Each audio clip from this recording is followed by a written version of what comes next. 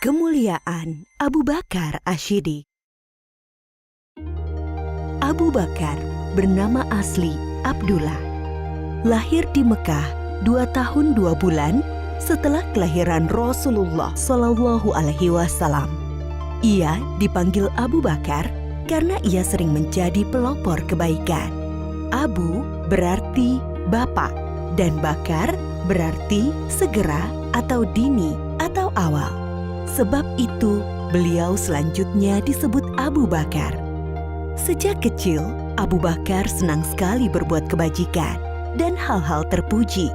Salah satu sahabatnya berkata, "Sesungguhnya engkau selalu menyambung tali silaturahim, selalu berkata benar, banyak menanggung kesulitan orang lain, menolong orang-orang yang menderita, dan menghormati tamu." Begitu kesaksian Ibnu Dugunah, sahabat Abu Bakar. Abu Bakar termasuk orang yang paling utama masuk Islam. Ia adalah sahabat Nabi Muhammad Shallallahu Alaihi Wasallam yang paling setia, mendampingi Rasulullah sejak masuk Islam sampai meninggal. Ketika Nabi Muhammad Shallallahu Alaihi Wasallam berhijrah dari Mekah ke Madinah, Abu Bakarlah yang menemaninya. Pada saat itu, Kamis 27 Safar tahun ke-14 kenabian, waktu tengah hari, Rasulullah Shallallahu Alaihi Wasallam mendatangi Abu Bakar di rumahnya. Abu Bakar berkata, "Demi Allah, beliau tidak akan kemari pada saat begini, kecuali ada urusan penting."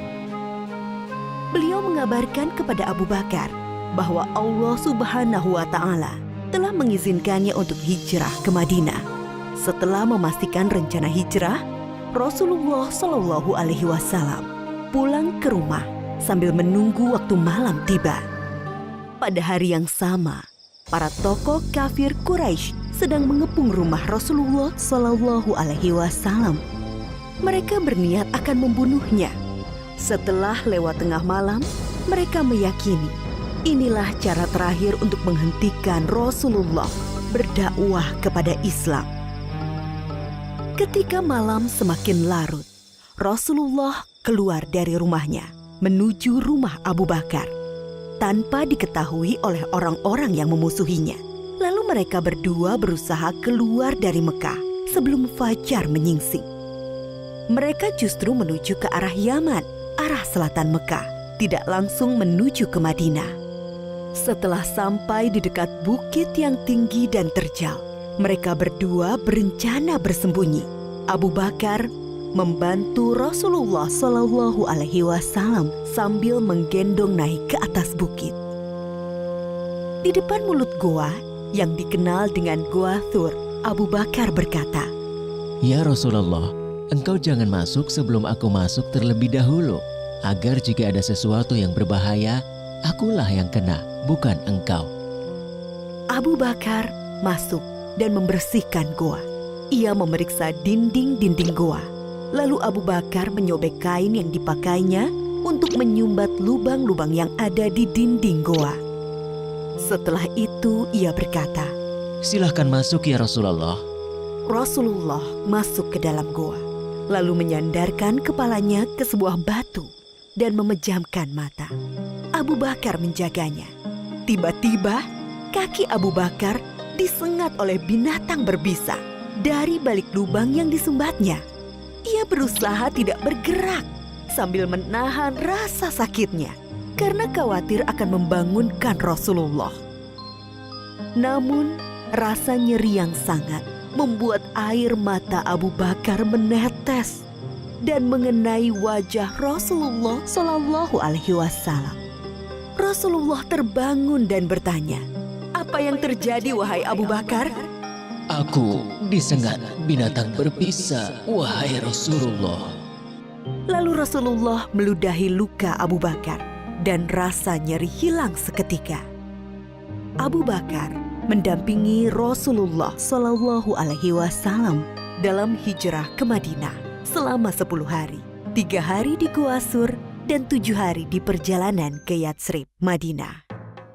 sampai mereka tiba di Madinah dengan selamat pada hari Senin 8 Rabiul Awal tahun 14 kenabian.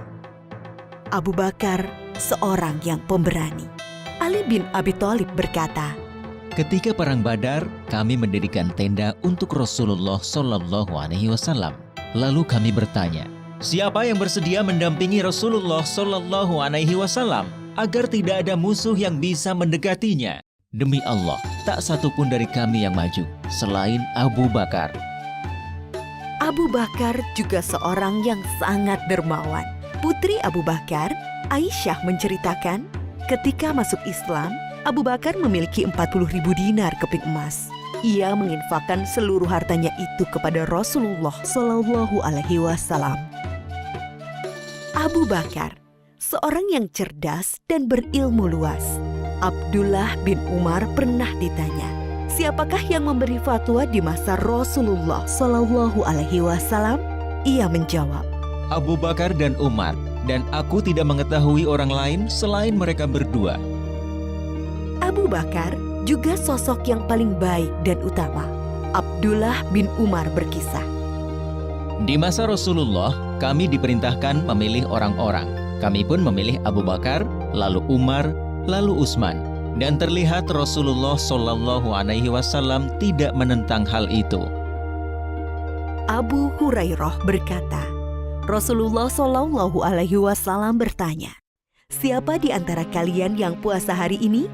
Abu Bakar menjawab, Aku.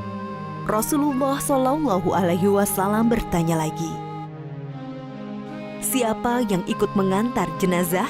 Abu Bakar menjawab, Aku. Rasulullah Shallallahu Alaihi Wasallam bertanya lagi, siapa yang memberi makan orang miskin hari ini? Lagi-lagi Abu Bakar menjawab, Aku. Rasulullah Shallallahu Alaihi Wasallam bertanya lagi, siapa yang menjenguk orang sakit hari ini? Abu Bakar menjawab, Aku. Lalu Rasulullah bersabda, tidaklah semua perkara yang aku sebutkan tadi dilakukan oleh seseorang, melainkan orang itu akan masuk surga. Ketika Rasulullah Shallallahu Alaihi Wasallam jatuh sakit, kemudian sakitnya semakin parah, beliau bersabda, suruhlah Abu Bakar untuk menjadi imam sholat. Sebagian ulama sahabat memahami bahwa perintah ini adalah petunjuk Nabi Muhammad Shallallahu Alaihi Wasallam bahwa Abu Bakar adalah sahabat yang paling utama. Rasulullah juga pernah berpesan kepada Bilal sahabatnya, wahai Bilal, jika waktu sholat telah tiba dan aku belum datang, mintalah Abu Bakar menjadi imam. Oleh karena itu, setelah Rasulullah Shallallahu Alaihi Wasallam wafat, Abu Bakar dibaiat sebagai pengganti pemimpin umat Islam. Ia menjabat sebagai khalifah selama sekitar 3 tahun. Selama memimpin kaum muslimin, Abu Bakar telah banyak memberikan karya-karya penting bagi perkembangan Islam dan kemajuan kaum muslimin. Antara lain, memerangi orang-orang murtad yang keluar dari Islam, melanjutkan rencana pengiriman pasukan Usamah bin Zaid yang sebelumnya telah dipersiapkan oleh Rasulullah Shallallahu Alaihi Wasallam, memerangi para pembangkang zakat, memerangi nabi palsu Musailamah al-Kadzab, dan membukukan Al-Quran. Ide pembukuan Al-Quran datang dari sahabat Umar radhiyallahu anhu. Awalnya, Abu Bakar berkali-kali menolak pendapat itu. Namun setelah terjadi diskusi panjang, akhirnya Abu Bakar menerima hal tersebut. Lalu Abu Bakar memanggil sahabat Zaid bin Sabit, yaitu sahabat yang menjadi pencatat wahyu di masa Nabi Muhammad Shallallahu Alaihi Wasallam. Dia bercerita kepadanya, Sesungguhnya Umar telah mendatangiku dan ia berkata kepadaku, banyak sahabat penghafal Al-Quran yang gugur dalam perang Yamamah, yaitu perang melawan Musailamah al-Kadzab, sang nabi palsu dan pasukannya. Aku khawatir peristiwa serupa juga menimpa para qurra, para penghafal Al-Quran dalam peristiwa lainnya. Akibatnya akan hilang sebagian besar dari Al-Quran. Wahai Zaid, engkau anak muda yang cerdas. Kami mempercayaimu sepenuhnya. bahwa engkau juga juru tulis wahyu Rasulullah. Jadi, carilah ayat-ayat Al-Quran itu, lalu kumpulkanlah.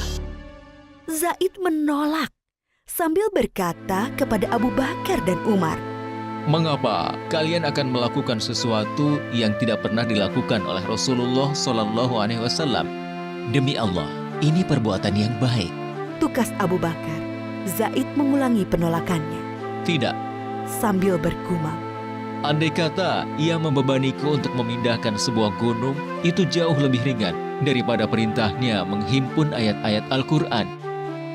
namun setelah diskusi, akhirnya Zaid menerima dan berkata, Akhirnya, Allah Subhanahu wa Ta'ala membukakan pintu hatiku, seperti halnya Allah membukakan hati Umar dan Abu Bakar.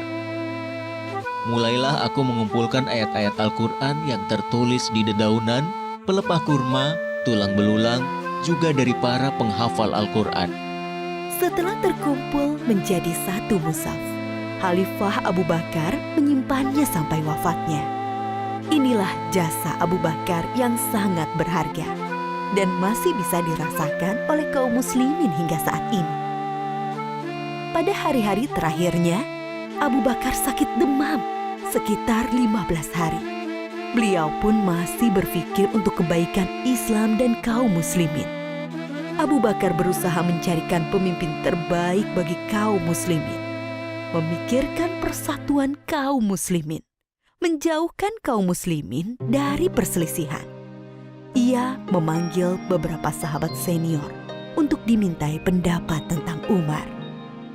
Ia juga meminta Utsman bin Affan untuk menuliskan surat wasiat, lalu memberinya cap stempel dan membawanya keluar untuk dibacakan kepada kaum muslimin agar mentaati keputusan Abu Bakar dalam menetapkan Umar bin Khattab sebagai penggantinya memimpin umat Islam.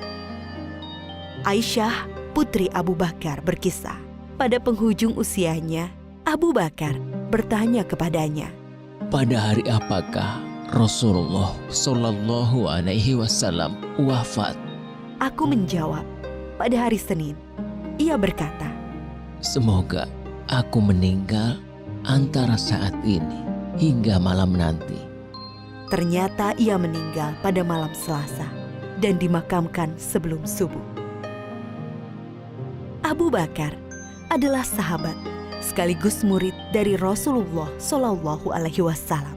Ia mencontohkan bagaimana seharusnya sikap seseorang kepada sahabatnya dan murid kepada gurunya, yaitu rela menemani dalam suka dan duka, siap membantu dan menolong dengan harta, tenaga, waktu, bahkan jiwa, dan selalu berusaha menghormati, memuliakan, dan melindungi kehormatannya. Seseorang akan selalu dikenang baik jika ia telah berkarya untuk kebaikan umat manusia, dan sebaliknya, ia akan dikenang buruk jika ia berlaku jahat bagi manusia.